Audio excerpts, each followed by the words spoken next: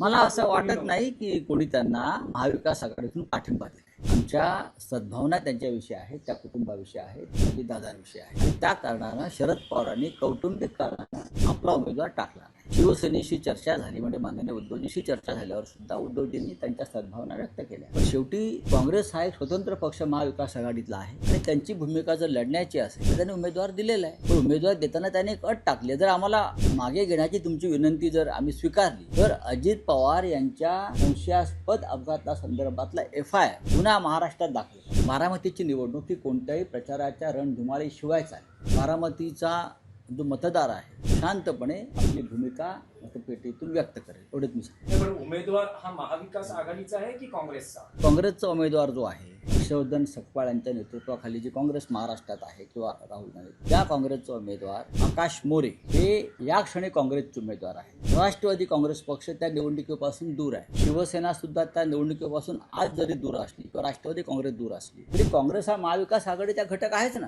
राष्ट्रवादी काँग्रेसनं लढण्यास नकार दिला म्हणून काँग्रेसनं उमेदवार दिलेला, लक्षात घ्या. तुम्ही पाठिंबा दिला नाही अजून काँग्रेसला, तुम्ही अजून पाठिंबा दिलेला नाहीये म्हणजे त्या उमेदवाराला आकाश मोरेंना. असं तुम्हाला कोणी सांगितलं? लवकरच माननीय उद्धव ठाकरे त्या संदर्भात आपल्याशी संवाद साधणार आहेत, सांगतो ना तुम्हाला.